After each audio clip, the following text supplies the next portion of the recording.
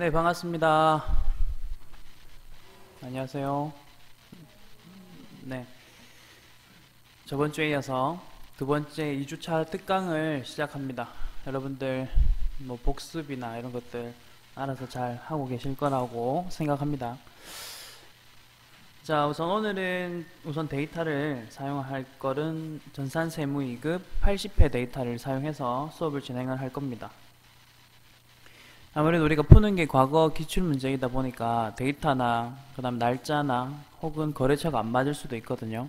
그러니까 이제 그런 것들보다는 무엇을 넣어야 되는지, 어떤 구분 기준에 따라서 넣는지 그 관점 하에서 최대한 좀 접근을 해주셔야 됩니다. 그리고 여러분들 교재 12페이지를 잠깐 펼쳐주시고요. 12페이지고요.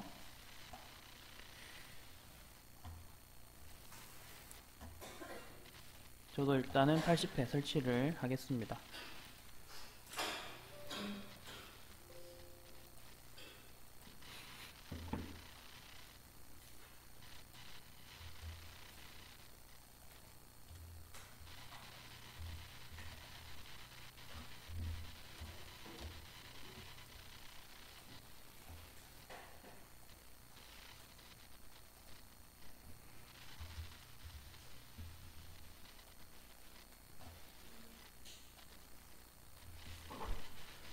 자, 지금 보시면은 전산세무 2급 80회 기출 데이터를 설치를 완료를 했습니다. 그리고 이제 여기서 우리가 오늘 볼 부분은 부가가치 탭으로 먼저 가셔서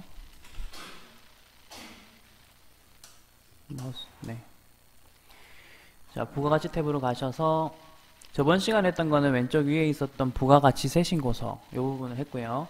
오늘은 먼저 뭐부터 시작하느냐 하면 공제받지 못할 매입세액 명세서라는 겁니다. 이 교재에는 사실은 그 순서는 빈출되는 것들부터 여러분들이 연습할 수 있게끔 해놨거든요. 그러니까 자주 출제되는 것부터 연습을 하자라는 관점이고, 그래서 첫 번째 시간에는 부가가치세 신고서를 했습니다. 얘는 매회 한 문제씩 나왔으니까요. 그 다음에 좀 자주 나오는 게 공제받지 못할 매입세액 명세서입니다. 일단은 띄울게요. 여러분도 띄워주시고, 공제받지 못할 매입세액 명세서를 띄웠습니다. 자, 이 프로그램 화면을 보시면 특징이 있어요. 특징이 뭐냐면 탭이 4가지가 있다는 겁니다. 보시다시피 공제받지 못할 매입세액 내역, 그 다음에 공통매입 안분계산, 정산, 재계산으로 있거든요. 그래서 이 각각의 메뉴별로 기출문제가 나왔었습니다. 다 하나씩. 그러니까 나오더라도 요거를 한꺼번에 여러 개를 해라 그런 문제보다는 이 중에서 이제 한 군데 들어가서 고쳐라 이런 문제들 위주로 나왔습니다. 그래서 이 특강 교재는 우선 이 탭의 순서대로 문제를 풀 수 있게끔 제가 문제를 배치를 해놨거든요. 그래서 그거를 하나하나 해보는 걸로 하겠습니다. 자, 먼저 1번 문제인데요. 1번 문제는 공제받지 못할 매입세액 내역이란 탭이고, 그 다음에 문제는 67특별 1번 문제였습니다. 자, 우선 문제를 읽을게요. 2016년 2기 확정 부가가치세 신고기간이라고 되어 있습니다. 우선은 16년도 기출이라서 16년이라 나와 있는데 우리는 이 연도는 일단 무시하겠습니다. 연도는 무시하시고 월만 제대로 넣는 걸로 하겠습니다. 자, 그럼 2기 확정입니다. 2기 확정이기 때문에 10월부터 그 다음에 12월 이런 식으로 넣어주시기 바랍니다. 자, 그렇게 넣은 다음에 이제 문제를 계속 읽어보면 매입세금 계산서 관련 자료이다. 동자료만을 사용하여 공제받지 못할 매입세액 명세서. 이 전산세무 문제의 특징은 어느 메뉴에 들어가야 될지를 보통은 문제에서 제시를 합니다. 그래서 두 번째 줄에 보시는 것처럼 공제받지 못할 매입세액 명세서, 일단 그거를 보고 지금 명세서로 들어왔습니다. 자, 그 다음에 이제 여기서 확인할 거는 이게 공제받지 못할 매입세액 내역이 뭐냐 하면 우리가 불공이라는 거 알고 계시죠? 네, 매입세액 불공제 내역들을 부가적으로 지금 서류를 하나 더 만드는 거예요. 종합적으로. 걔네들만 서류를 하나 따로 만드는 겁니다. 그러한 서류이기 때문에 우리는 이제 작성일자에 있는 그 내용들을 하나씩 보시면서 이게 과연 가능한가 안 가능한가 그걸 구분을 해볼게요. 우선 참고적으로 불공 사유로는 지금 화면에 보이시는 요게 다예요. 그러니까 이게 불공사유를 이미 메뉴에서 제시를 다 하고 있기 때문에 요거 하나씩 보시면서 넣어보는 것도 괜찮습니다. 크게 뭐 어렵진 않아요. 이제 읽어볼게요. 첫 번째, 2016년 10월 2일 거. 자, 거기 보시면 2000cc, cc를 일단 체크하세요. 우리 항상 1000cc가 넘냐 안 넘냐. 그 다음에 업무용 승용차입니다. 우선 1000cc가 넘기 때문에 불공사유에 해당이 되고요. 이제 요걸 넣는 겁니다. 자, 불공사유 중에서 여기 3번을 보시면 비영업용 소형 승용 자동차 구입 임차 여기 있죠? 요 사유였잖아요. 불공되는 이유가. 그러면 여기다가 1이라고 넣어주시고요. 매수는 1. 그 다음 공급가액은 적혀있는 대로 2100만원 넣으시면 돼요. 이게 해보시면 아시겠지만 앞으로 나오는 것들은 거의 단순 입력이 많을 거예요. 그래서 생각보다는 어렵지는 않아요. 몇 번 연습해 보시면. 그러니까 외울 거는 극소수입니다. 그것만 좀 외우고 들어가시면 되고, 이런 것들은 최대한 구분만 한 다음에 맞으면 넣고 아니면 안 넣고 이런 식으로 계속 넣으시면 됩니다. 두 번째 볼게요. 건물 철거 비용, 특이사항. 주차장으로 사용하기 위해 구입한 토지 위에 있던 노후된 건축물을 취득 즉시 철거한 비용이다. 우선 토지란 단어 동그라미 쳐보시고, 이거는 이제 어떤 관점이냐면 토지를 취득함과 동시에 건물이 철거됐다라고 보는 거거든요. 우리 회계에서는 자산을 취득할 때 발생하는 부대 비용에 대해서는 그 자산의 취득가액에 포함한다라는 말이 있죠. 그것처럼 지금도 토지를 취득하는 과정에서 철거가 발생하였고 그 철거 비용이기 때문에 토지의 취득가액이 가산합니다. 그럼 토지를 취득한 거랑 같죠? 그러면 여기 보시면 6번에 보시면 토지의 자본적 지출 관련 보이시죠? 이게 이제 취득 혹은 중간에 들어가는 돈 뭐 그런 거잖아요. 그래서 여기다가 일매 하시고 금액은 1800만원. 지금 두 개까지, 두 번째 것까지 했어요. 이제 두 번째 것까지 했습니다. 자, 세 번째 줄을 볼게요. 세 번째 줄. 영업부서, 사무실, 책상 구입. 이게 이제 불공사유이냐 아니냐인데, 여기 보시면 그런 말이 없어요. 그러니까 세 번째 거는 불공사유에 해당되지 않기 때문에 요거는 이제 패스하시면 되는 거예요. 안 넣어도 되고. 그 다음 2016년 11월 5일 그 다음 거, 미래에서 구입한 제품에 대해서 전자세금계산서가 아닌 종이세금계산서를 교부받았다. 이 문제는 좀 특이점이 있어요. 이거는 불공이냐 아니냐인데, 내가 종이계산서를 발행한 게 아니라 상대방이 나한테 종이계산서를 발행해줬죠. 기본적으로 법인은 무조건 전자세금계산서 발행하는 건 아시죠? 그러면 이제 그렇게 안 하면 가산세를 물거든요. 근데 지금은 내가 그기란 게 아니라 상대방이 나한테 종이세금계산서 준 거잖아요. 가산세는 그 사람의 일단 입장이 되겠죠. 나와는 별 관계없이. 그럼 어쨌든 나는 영수증을 받아 챙긴 거거든요. 그러니까 이 부분에 대해서는 매입세 공제는 인정해줘요.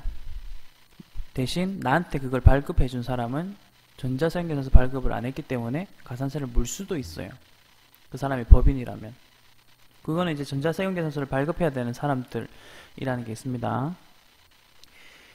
자, 결론은 그 미래에서 구입한 제품에 대해서는 공제를 받을 수 있기 때문에 지금 하시는 이 메뉴에는 입력 안 하는 거예요. 지금 이 메뉴는 불공들만 입력하는 거예요. 지금. 자, 2016년 11월 8일 거래처 선물 바로 나왔죠. 접대입니다. 얘는 불공이죠. 그래서 접대비 가셔서 넣겠습니다. 41만원 넣으시고, 그 다음 마지막 2016년 11월 29일 하머니상회에서 구입한 제품이라고 했는데, 뭐 보시면은 크게 이상은 없고요. 그 다음에 세금계산서도 그 기간 안에만 받으면 되거든요. 그러니까 그 기간 안에 다 잘 받은 거예요. 지금 우리는 10월부터 12월까지, 그러니까 2기 확정신고 기간이거든요. 요 안에 받은 거래들에 한해서 지금 넣고 있는 중인 겁니다. 그러니까 이런 식으로 넣을 거 안 넣을 거만 구분하면 되고, 이 문제에서는 3개만 넣으면 되는 문제였습니다. 간단하죠? 구분만 잘 하시면 돼요. 보시다시피 3점이거든요. 그러니까 이제 하나당 1점씩 아마 채점이 들어가겠죠? 뭐 채점은 대충 그래 들어갈 겁니다. 자, 그 다음 볼게요. 자, 요런 것들도 끝나면 저장을 꼭 눌러주셔야 됩니다. 이제 시험 때는 꼭 이런 저장들을 꼭 눌러주셔야 돼요. 다른 메뉴들은 뭐 일반 전표나 매출 전표는 저장을 안 눌러도 상관없었지만, 지금 보시는 이제 뭐 부가세 부속 서류들은 보통은 저장 버튼이 다 있거든요. 물론 그냥 끄면은 저장하시겠습니까? 뜰 거예요. 이거 그런 식으로 넣어야 된다는 거 기억하시고요. 그 다음 문제 55-2번 볼게요. 우선 55-2번 이 부분을 하나씩 보도록 하겠습니다. 자, 55-니까 연도를 잘 보시면 2013년도 문제. 좀 많이 오래됐죠? 근데 이제 요 유형이 67회 특별 한번 나왔었고 55회 때 나왔었다는 거예요. 최근에, 그나마 최근에. 자, 문제를 쭉 읽다 보면 날짜가 우선 나오니까 항상 날짜 보이시면 체크를 좀 하시고요. 그 다음에 두 번째 줄 오른쪽 끝에 보시면 공제받지 못할 매입수익 명세서라는 말이 적혀 있죠. 그러니까 이 메뉴를 이제 띄우시면 되는 거예요. 보통은 메뉴가 제시가 됩니다. 자, 그 제시가 된 상태에서 지금 메뉴에 들어왔고 월을 바꾸겠습니다. 7, 8, 9네요. 7, 9 이런 식으로 바꾸고, 물론 지금 요 하나 보이시죠? 얘가 어디서 로딩이 된 거냐면요, 참고적으로 말씀을 드리자면 메인 매출전표 넣을 때도 적요를 넣으면 다른 이런 부속 메뉴에서 로딩을 할 수 있게끔 돼 있어요. 저희끼리 연동이 된다는 거예요. 실무에서는 이제 그렇게 연동을 시켜서 쓰기도 하거든요. 근데 어쨌든 지금 우리는 문제를 풀이하기 위한 프로그램 운용이지 않습니까? 그래서 이건 일단 지우고 시작할게요. 아마 실제 기출문제 때 이렇게 로딩되는 사례는 거의 없을 거예요. 혹은 로딩이 되더라도 문제지에 뭐 나오는 거를 무시하고 입력하시오, 혹은 지우고 입력하시오, 이런 식으로 다 이야기를 해줄 거거든요. 그러니까 최대한 그런 거를 당황하지 마시고 하나씩 해보시면 돼요. 그거부터 봅시다. 상품을 구입하고 세금계산서를 수취하였다. 상품 구입이 아무 이상 없는 사건이고요. 세금계산서 영수증도 잘 받은 사건이고, 그 다음에 세금계산서에 공급받는 자의 상호 및 공급받는 자의 대표자 성명이 누락되는 오류가 있었다거든요. 자, 이 부분은요,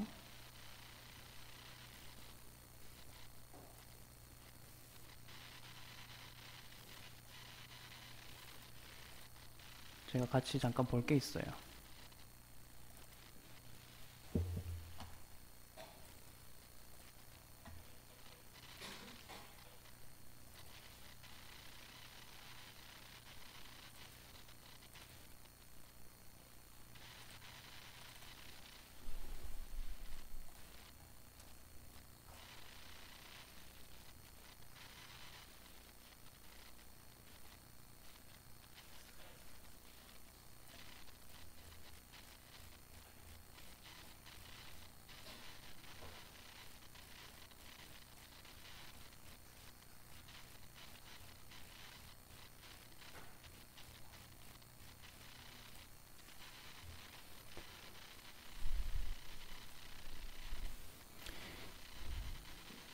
자, 지금 보시는 화면은 여러분들은 지금 다 제 수업을 듣기 때문에 1급 책이 있으신 거예요. 그죠? 1급 책의 부가가치세 부분을 보시면 세금계산서 관련된 챕터가 이렇게 나옵니다. 그 중에서 세금계산서의 필요적 기재사항이라는 챕터가 있을 거예요. 자, 이건 또 뭐 유튜브 들으시는 분들을 위해서도 잠깐 설명을 드리면, 제 책이 아니라도 뭐 이거는 인터넷으로 찾아보셔도 혹은 본인이 보시는 교재에서도 다 나오는 부분입니다. 자, 어쨌든 요 먼저 그림으로 이야기를 해볼게요. 세금계산서가 지금 화면에 보이시는 이런 그림과 같이 생겼어요. 요 중에서 제가 색칠해 놓은 부분이 있는데요, 이게 필요적 기재사항이라는 건데, 이 영수증에서 저 색칠된 부분에 입력이 안 되어 있거나 안 적혀 있으면 저거는 영수증으로서의 효력이 없는 거예요. 종이 쪼가리라는 거죠. 그래서 이제 그런 거를 필요적 기재사항이라고 부르고 있어요. 밑에 보시면은 그거를 이제 나열해 놨습니다. 이렇게 보시다시피 필요적 기재사항을 미기재하면 불공이다라고 되어 있죠. 그러니까 이제 불공이 된다는 걸 아시면 되고, 그러면 이제 하나씩 보면 공급하는 사업자의 등록번호나 성명 됐죠. 이게 공급받는 자는요, 등록번호만 있어요. 사업자 등록번호만. 그러니까 그걸 주의하셔야 돼요. 공급하는 사람은 등록번호와 성명 있어야 되거든요. 근데 공급받는 자는 등록번호만 있으면 되는 거예요. 그럼 이 문제를 보시면, 아까 우리가 보고 있던 문제는 공급받는 자의 상호 및 공급받는 자의 대표자 성명이라 보이시죠? 그러니까 공급받는 자는 이 부분 지금이 누락되어 있다고 하는데 상관없죠? 그러니까 이거는 페이크, 함정이에요. 함정 문제였습니다. 그러니까 요거는 불공사유가 아니라고요. 만약에 공급하는 자 이런 식으로 말을 적어 놨었다면 이제 그건 불공사유가 되니까 불공으로 넣으시면 됐겠지만, 지금 보이시는 문제에서는 공급받는 자의 뭐 상호, 대표자 성명 이런 이야기 하고 있잖아요. 그러니까 불공사유가 아니다, 그 말을 지금 하고 싶은 겁니다. 이거는 책에 있으니까 한번 찾아보세요. 나중에 여기 보시면 되겠습니다. 자, 그럼 바로 나와볼게요. 대표이사가 사업과 상관없이 개인적으로, 자, 요거는 2번에 바로 나오잖아요. 사업과 관련이 없는 지출이라고 되어 있고요. 여기다가 1번 하시고, 그 다음에 금액은 100만원. 자, 이런 식으로 넣으시면 되겠습니다. 자, 그 다음 다 회사의 업무용으로 사용하기 위하여 차량 배기량 2500cc 넘어가죠. 이게 비영업용 소형 승용차로 이기 때문에 불공이 된다 했죠. 그리고 비영업용의 반대말은 영업용인데, 영업용 차량이라는 거는 그 차를 가지고 돈을 버는 사람이랬죠. 뭐 버스나 택시나 이런 사람들 아예. 근데 우리는 영업용이 아니라 그냥 회사에서 쓰려고, 그걸 이제 비영업용이라는 단어를 쓰는 거고, 그 다음에 cc를 잘 보랬어요. cc가 2500, 1000cc 넘었기 때문에 얘도 불공입니다. 자, 그래서 금액을 넣으면 2150만원이네요. 그리고 부가세 별도, 부가세 포함이란 단어를 항상 좀 신경을 곤두세워서 보셔야 돼요. 간혹 가다가 함정으로 만들라고 포함 이렇게도 나오거든요. 그런 거에 속으면 안 된다. 그 다음 가나다 라 할 차례죠. 라는 거래처 선물, 접대. 그 다음에 이거는 뭐 바로 접대비니까 밑에다가 1 넣고 200만원 넣으시면 되겠습니다.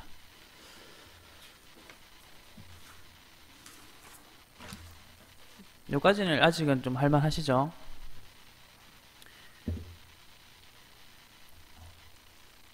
자, 그 다음은 공통매입세액 안분계산 탭입니다. 우선 탭을 가주시고,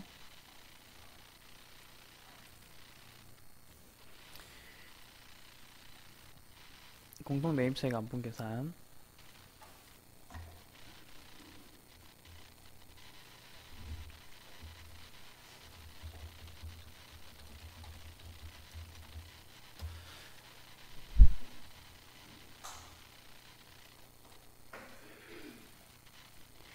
자, 공통매입세액 안분계산과 관련해서 그때 이야기를 한번 나눈 적은 있습니다. 이게 이제 뭐에 대한 이야기냐. 기본적으로 제가 신문사를 예로 들었었어요. 신문사에서 하는 사업을 보면 뭐가 있냐면,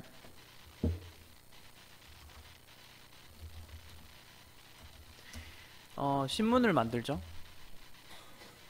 그리고 광고를 하죠.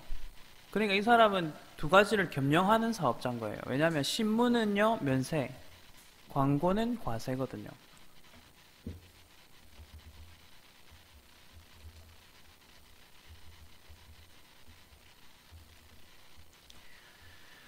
면세와 과세 이야기가 나와서 말인데, 항상 이제는 생각하실 게 있어요. 내가 면세 사업자면요, 나는 물건을 팔고 그 사람에게 돈을 받은 거를 세금은 안 내도 돼요. 그러니까 세금이라는 걸 어떻게 내냐면, 부가가치세는 슈퍼마켓 같은 데서도 그 편의점 사장님들이 우리한테 물건을 팔잖아요. 근데 그 가격이 1000원짜리 빵이라고 하면 그 안에 이미 부가세가 포함이 되어 있고, 그걸 우리한테 받은 다음에 그거를 내는 거거든요. 그러니까 기본적으로 그래서 이제 빵값이 비싸진다 뭐 이런 식으로 이야기가 할 수 있겠죠. 근데 면세 사업자들은 과일 같은 거 파시는 분들인데, 이제 그분들은 우리한테 팔 때 세금이 안 붙은 가격으로 파는 거예요. 그 말은 그분은 나중에 따로 또 세금을 낼 필요는 없어요. 부가가치세에 대해서는. 소득세는 별개의 이야기입니다. 그 다음에 과세 사업자들, 편의점 사장님들이 그렇게 물건을 팔 때 세금 낸다 했잖아요. 그분들도 물건을 떼오겠죠. 그분들도 물건을 떼올 때 마찬가지로 도매업자한테 세금이 포함된 가격을 주고 오는 거거든요. 그러면 이제 부가가치세법에서는 어떻게 해주냐면, 네 물건 사올 때 세금 준 거 있지, 그거는 빼고 네가 팔고 나서 세금 받은 거 있지, 그거를 내라, 이런 식으로 되는 게 이제 공제거든요. 근데 면세 사업자는 애초에 물건을 판 후에 세금을 내는 의무 자체가 없잖아요, 부가가치세를. 그러다 보니까 그 사람은 물건을 사올 때도 공제 혜택 못 받는 게 정상인 거예요. 이해가세요? 이게 일단 이해가야 되고, 그 다음에 지금부터 나오는 겸용사업자들은 뭐 하시는 분들이냐면 이런 식으로 신문을 파는데 그 안에 광고를 실어서 팔다 보니 지금 섞인 거예요. 면세, 과세가 이렇게 섞인 상태이고, 이제 그걸 가지고 이야기를 좀 해야 되는데, 자,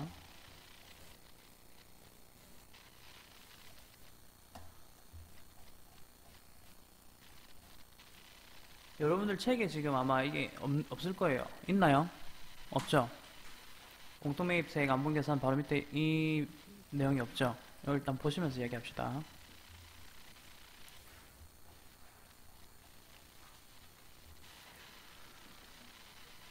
자, 일반적으로 이제 아까 그런 사업자예요. 겸용사업자인데요. 겸용사업자인데 이제 물건에 대한 이야기를 하는 거예요. 물건에 대한 이야기를 하는데, 내가 신문사라 했죠. 인쇄기를 사왔어요. 그럼 인쇄기를 사올 때 세금을 내고 사오잖아요. 그럼 그 세금 낸 거 나중에 공제받을 수 있느냐에 대한 문제가 발생을 합니다. 근데 나는 겸용이라서 면세에서도 사업을 하고 있고 과세에서도 사업을 하고 있습니다. 그러다 보니까 그거를 안분계산이라는 걸 해야 돼요. 그러니까 기본적으로는 안분입니다. 기본적으로는 안분을 하셔야 되고, 기준은 공급가액 기준이 기본입니다. 공급가액을 기준으로 안분 계산하는 것이 기본적인 것입니다. 그리고 이제 어떻게 안분 계산을 하느냐, 그걸 이제 입력을 할 거예요. 일단 뭐 천천히 적으시면서 이야기를 하겠습니다.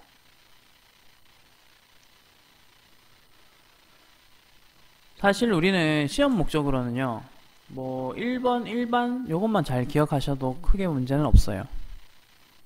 왜냐하면 2번 전액 공제되는 경우 보이시죠? 요거는 내가 면세사업도 하고 과세사업도 하지만 내가 면세사업을 통해서 얻은 수익이, 매출액이 과세사업과 이제 합쳐봤을 때 5%도 안 된다. 그럼 면세사업의 비중이 미미하잖아요. 그러니까 전액 공제해준다. 뭐 그런 이야기이긴 한데, 그리고 하지만 공통매입세액이 500만원 이상인 경우에는 면세 공급가액이 작든 말든 간에 안분해야 된다. 뭐 그런 이야기. 그 다음 공통매입세액이 5만원, 세액이 5만원 밖에 안 되면 이것까지 안분해야 되느냐, 안 해도 된다. 뭐 그런 거. 그 다음에 신규 사업자가 단기 매입 후 단기 매각한다면 그거는 또 안분 안 해도 된다. 그러니까 안분을 안 해도 되는 것들이 지금 보이시는 동그라미 1번, 2번, 3번인데요. 사실 요거 가지고 문제 낸 적은 아직은 없거든요.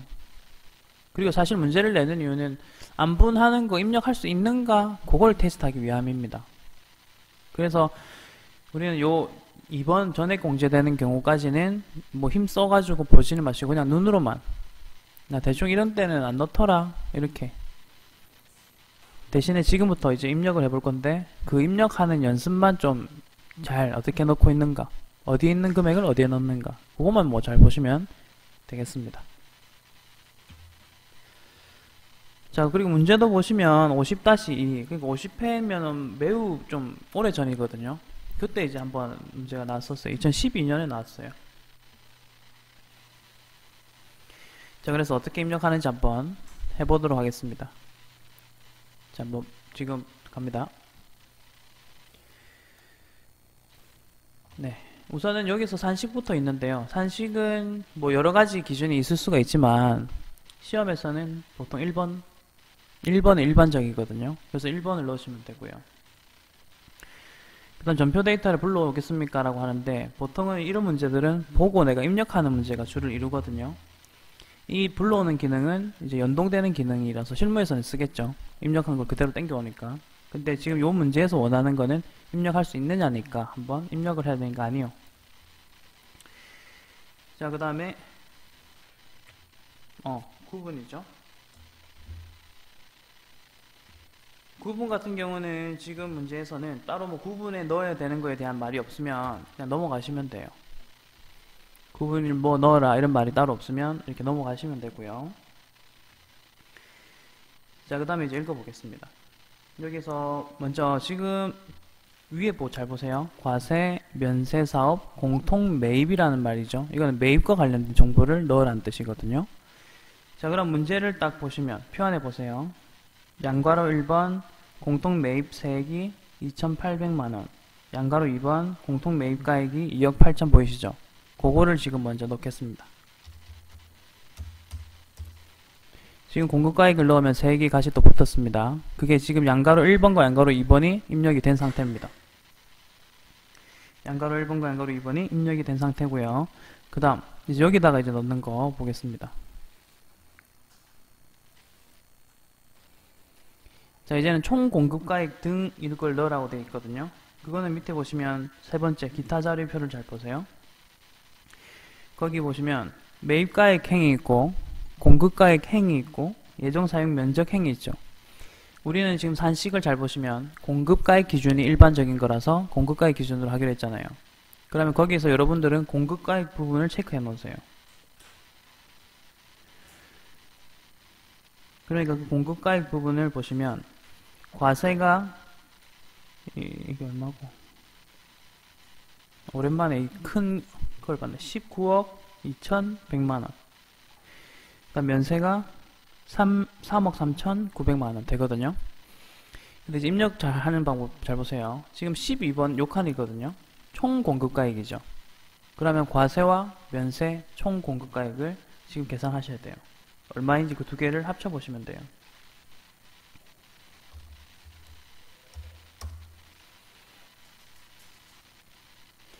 합쳐보시면 22억 6천만원 되겠습니다.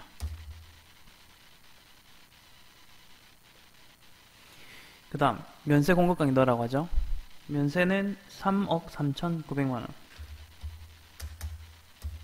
이렇게. 그리고 끝입니다. 이게 다예요. 그러니까 부가가치세 부속서류는 제가 아까도 말씀드렸지만 최대한 잘 찾아서 위치만 잘 찾아서 넣으시면 돼요. 이게 끝입니다. 특징 다시 말씀드립니다. 산식은 보통 1번으로 합니다. 공급가액 기준. 문제에서 따로 무슨 말 없으면 거의 공급가액 기준이구나. 그 다음에 처음으로 우리 넣었던 거는 매입과 관련된 이야기였습니다. 공통적으로 매입한 것들을 10번과 11번에다 이렇게 들어가게 했죠. 그 다음에 이제 이걸 안분 계산을 해야 되니까 면세 비율이 얼마인지 안분 계산을 해야 되겠죠. 그러니까 총 22억 6천 중에서 면세는 3억 3,900이다. 그러면 지가 면세 비율을 알아서 계산을 또 해주고요. 그러므로 불공제는 420만원만큼 되어야 된다. 이게 프로그램이 알아서 해주는 거예요. 그러니까 이거는 세법책 보면 막 산식이 복잡하게 있지만 우리는 프로그램을 어차피 이용하니까 그걸 직접 계산할 필요는 없다는 거죠. 자, 여기서 저장. 됐죠? 그래서 이게 워낙 쉽다 보니까 시험 문제로는 잘 안 나오는 경향이 있는 거죠. 지금 한 문제밖에 없거든요. 최근 지금 언제부터고? 2012년도부터 지금 2018년도인데 그때 나오기 이제 안 나오고 있잖아요. 이거 워낙 간단해서 그런 거예요. 이런 거는. 자, 그다음 세 번째 탭 정산.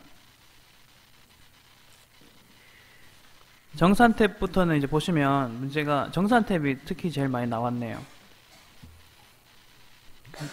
최근 문제를 이제 찾아보면 3문제 정도가 있었습니다. 요거 일단 다 연습을 할게요. 아, 그리고 하나 더 알려드릴 거는요. 방금 하셨던 안분 계산은 보통 날짜 문제 보세요. 아까 안분 계산할 때 그 기간을 보시면 예정 신고 기간이라 돼 있죠. 안분 계산 두 번째 탭 할 때 예정 신고 기간이었거든요. 예정에 일단 동그라미 한번 쳐보세요. 그 다음에 이제 정산이 나오죠. 정산 문제들은 날짜가 다 확정 신고라고 돼 있을 거예요. 확정이라는 단어 찾아가지고 다 체크해 두세요.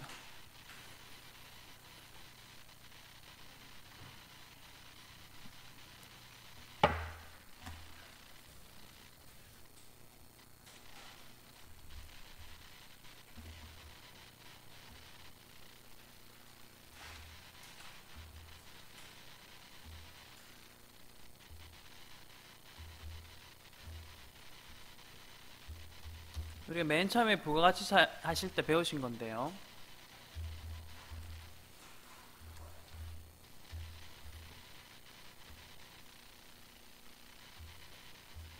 요 그림을 맨 처음에 배웠습니다.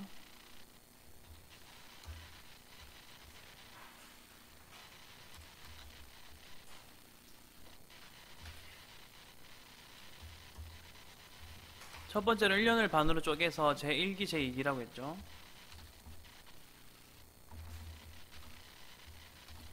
그리고 각각을 또 반으로 쪼갠 다음에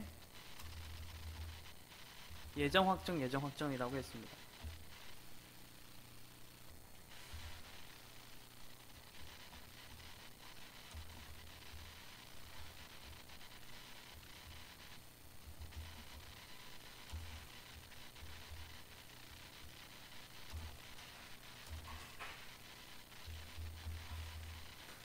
이런 식으로 해서 예정 확정, 예정 확정을 했어요.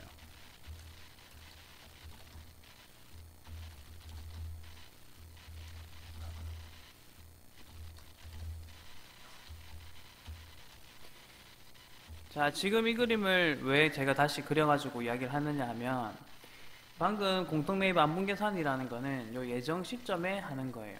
미리 한번 해보는 거예요, 1차적으로. 그리고 사건 자체들도 예정신고 기간 때 일어났던 사건들이기 때문에 예정신고 때 안분계산이라는 걸 했던 거예요. 근데 이제 문제는 무엇이냐 하면, 이게 납부는요, 한 기가 끝날 때 보통 납부를 모아서 한다, 이런 개념이 있거든요. 결산을 해야 되니까.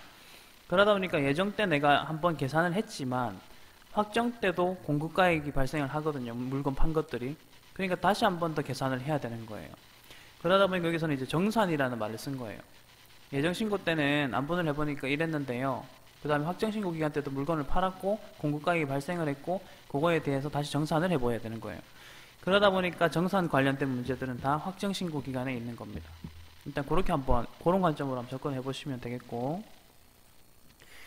자, 그럼 정산, 그리고 이것도 1번 공급가액 기준으로 하시고 불러오지 말고 이제 문제 읽어볼게요.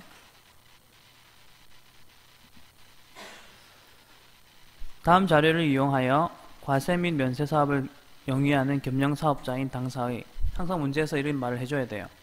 내가 겸용 사업자여야지만 여기서 보이시는 공제받지 못할 그 공통 매입 안분 계산을 할 수가 있는 거거든요. 겸용 사업자니까 하는 거예요. 자, 당사의 1기 부가가치세 확정 신고, 1기 확정입니다.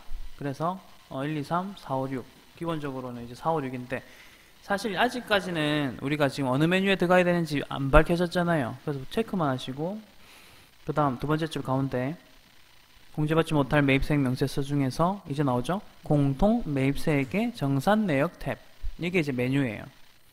그래서 이제 이 메뉴로 온 거고, 그 다음에 1, 2, 3, 4, 5, 6 4, 5, 6을 넣는 겁니다.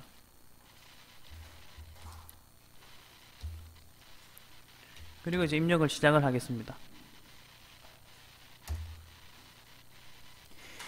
우선 입력은 여기 메뉴에 있는 내용들을 찾아와서 넣으시면 되겠습니다. 자, 우선 표를 보시면요.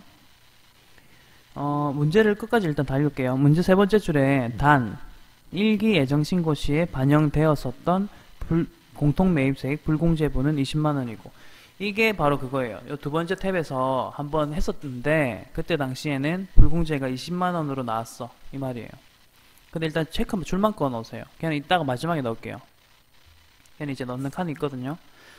그러니까 예정 신고 기간 때 계산을 해봤는데 그때는 불공제분이 20만원이었어, 이 말이에요. 오케이, 알겠어. 그 다음에 공급가액 기준으로 안분 계산하며, 그래서 이제 여기 사실은 산식의 공급가액 기준으로 하시면 되는 거고, 그리고 제시된 자료 위에는 없는 것으로 가정한다. 그림, 표를 볼게요. 우선 표, 가로행을 보면 그러니까 매출 과세 면세로 나뉘죠. 그러니까 매출 거래가 먼저 나오고, 그 밑에 보시면 공통 매입세액 보이시죠? 그러니까 지금 첫 번째로 매입세액을 먼저 넣어야 되기 때문에 밑에 있는 공통 매입세액을 한번 보시고요. 그 다음에 정산할 때 넣는 거는 주의하실 게 뭐냐면, 지금 표가 예정표가 있고 확정표가 있고, 이거 잠깐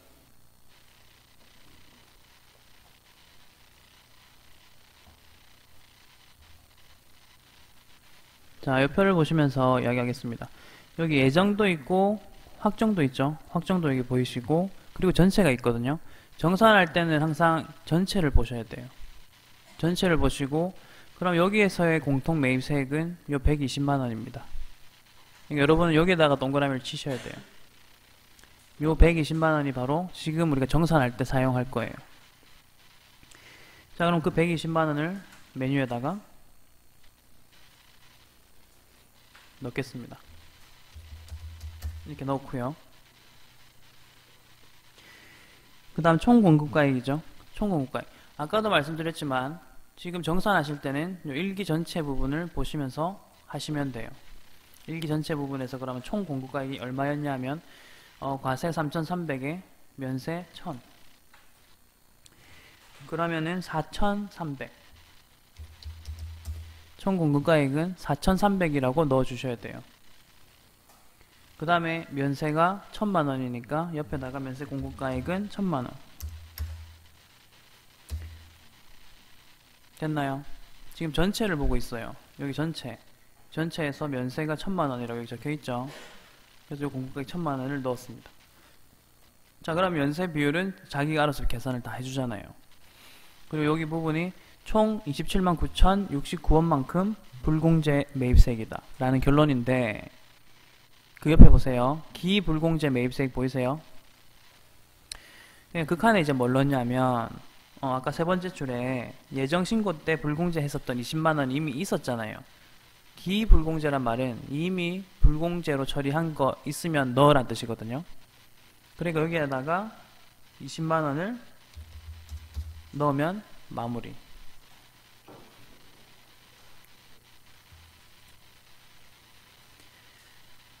됐나요? 지금 뭐를 어떻게 넣는지만 최대한 적으세요. 그 약간 내비게이션처럼 어디에서 무엇을 찾아 넣는지를 체크를 좀 잘 해두시면 나중에는 이제 그것만 반복 숙달하시면 돼요. 그럼 이제 연습하시면 되고, 그 항상 말씀드리지만 완벽하게 만점 받으시려고 하시면 힘들 거예요. 정신적으로. 그러니까 그런 정신적으로 너무 스트레스 받지 마시고 최대한 많이 넣는다 라는 관점으로만 넣으시는 게 좋아요. 그리고 지금 넣어보셔서 아시겠지만 크게 막 그런 건 아니거든요. 자, 그러면 73-1번 문제인데요. 그게 일기 확정 신고라고 되어 있네요. 그거를 밑에다가, 보통은 이제 밑에다가 넣는 게 아니고 새로 이렇게 넣는 거긴 한데, 73-1번 문제도 보시면 일기 확정 신고 기간이거든요. 그러니까 기간을 일단 갔기 때문에 그냥 밑에다가 그 문제를 한번 넣어보세요. 지금 한번 풀어보세요.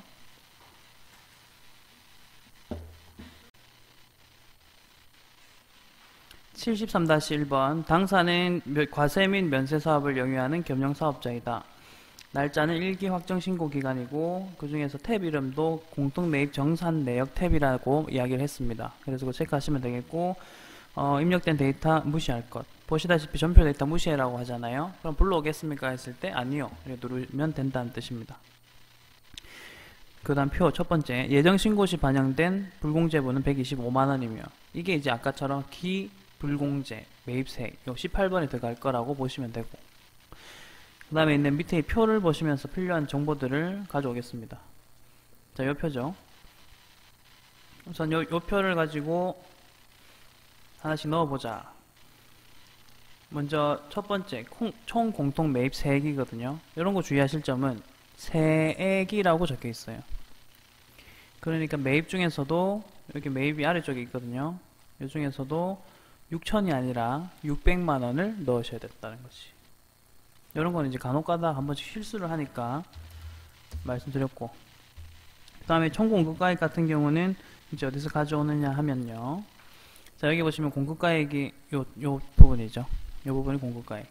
그리고 총은 과세 2억 5천, 면세 1억 5천 합친 거잖아요. 그래서 4억이 되겠네요. 그러면 4억을 넣겠습니다. 자, 그 다음에 요 중에서 면세 같은 경우는 아까 1억 5천 넣었죠. 그럼 면세 비율이 계산이 자동으로 됐고, 그 다음에 기불공제 요 부분, 기불공제로 가셔서 아까 전에 보셨던 것처럼 여기 125만원 위에 있었거든요. 그거를 넣습니다. 이렇게. 자, 이렇게 하시면 끝. 마무리고요. 자, 그 다음 하나만 지금 더 해보시고 풀이하고 잠깐 쉬겠습니다. 하나만 더 해보세요.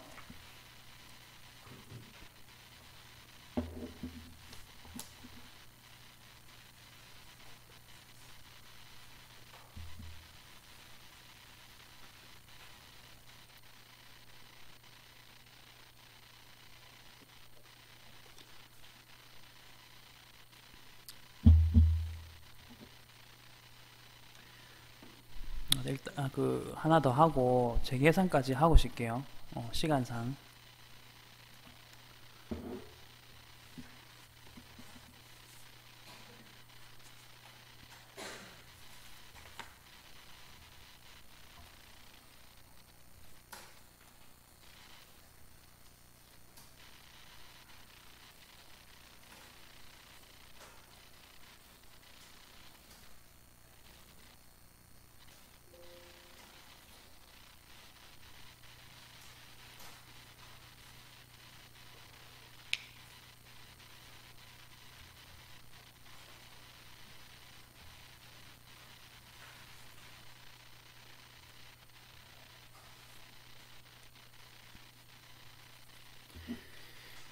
자, 이 문제에서 여러분들이 중점적으로 보셔야 될 거는 이제 뭐 없어요. 그냥 이제 뭘 봐야 될지만 찾아가지고 체크를 할게요. 첫 번째 줄, 겸용사업자이다. 그 다음, 이기 확정 신고 기간. 그거 주의하셔야 되고. 그리고 메뉴 이름, 매입세액 정산 탭. 이것도 체크하셔야 되고. 세 번째 줄, 예정 신고서에 이미 반영된 불공제분은 20만원이다. 이게 이제 기불공제 부분 20만원 체크하시고, 그 다음에 그 표를 가지고 이야기를 합니다. 자, 저 날짜 10월부터 12월까지 일단 넣었습니다. 그리고 산식도 1번 공급가액 기준으로 넣었고, 그 다음에 총 공통 매입세액은 그 표를 보시면, 자, 요걸 보면 되죠. 여기 150만원 요거를 넣어주셔야 되겠습니다. 넣었고요. 그 다음에 총 공급가액 같은 경우도 전체를 기준으로 해서 여기 1억 5천 맞죠? 요거 이제 넣어주시면 되고, 그 다음 면세는 5천. 자, 아까 기불공제가 20만원이었습니다. 단순하게 넣으시면 되죠. 그러니까 생각보다 뭐 크게 어려운 게 아니라 어디에 있는 걸 어디에 넣는지만 잘 구분하시면 되겠습니다. 이제 재계산하고 잠깐 끊겠습니다.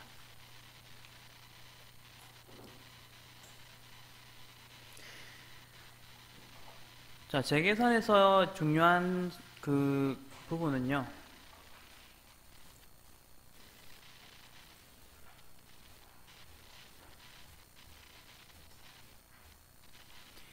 요 지금 빨간색으로 적어 놓은 거 있죠? 이게 이제 중요한 키워드가 되겠습니다. 우선은 체크를 적어 주세요. 재계산에서의 중요한 그 키워드는 감가상각 자산에 한해서만 재계산을 하겠다 입니다. 감가상각 자산에 대해서만 재계산하겠다. 자, 그럼 이거는 왜 이렇게 재계산을 해야 되는 상황이 왔느냐, 그 이야기를 좀 하자면요, 뭐냐면 78-1의 문제입니다. 이걸 보면서 이야기를 하자면요, 지금 이 표 안에 보면은 공통 매입한 게 건물이랑 원재료가 있습니다. 공통 매입, 원재료 두 가지가 있거든요.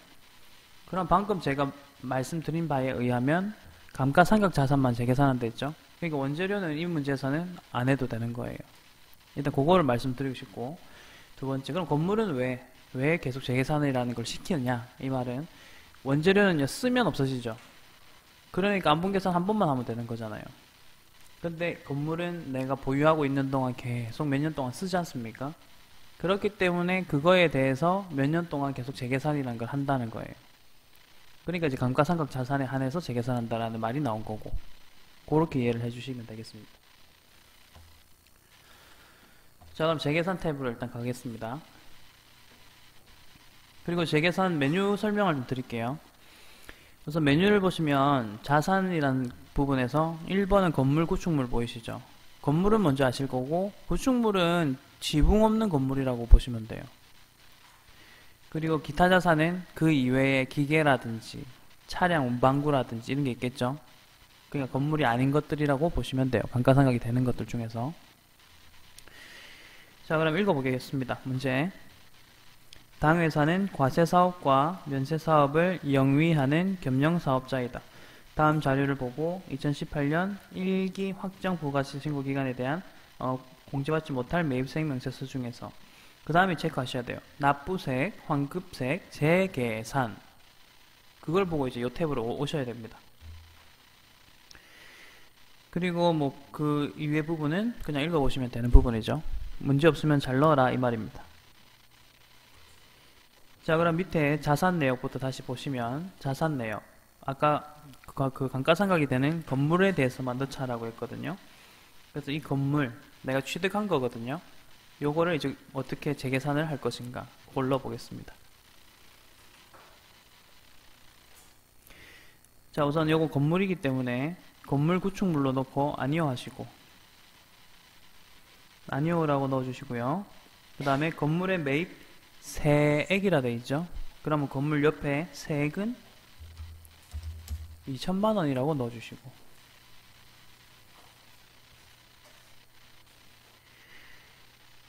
자, 그 다음입니다. 이 지금 푸시는 이 78에는 그 2018년도 기출이거든요. 그래서 이거는 크게 상관은 없을 것 같아요. 무슨 말이냐면 취득일자를 넣어야 되잖아요. 그러니까 이제 예전 기출 문제 할 때는 그 데이터를 깔아서 하는 게 나아요. 왜냐면 취득일자가 달라지면 이게 연도가 확 달라지거든요. 근데 어쨌든 지금은 이 데이터를 써도 되겠습니다. 한번 써봅시다. 취득일자 2017년 그 다음에 2월 02월이라 하시면 돼요. 02월. 그 다음에 요거는 경과 과세기간 이렇게 뜨는데, 자, 요런 것들은 자동이니까 그냥 신경 쓰지 마세요. 그냥 요 있는 대로만 넣는 것만 연습할게요. 뭐를 어디에 넣는지가 중요하거든요. 단기에서의 총 공급은 밑에 있는 표를 한번 보세요.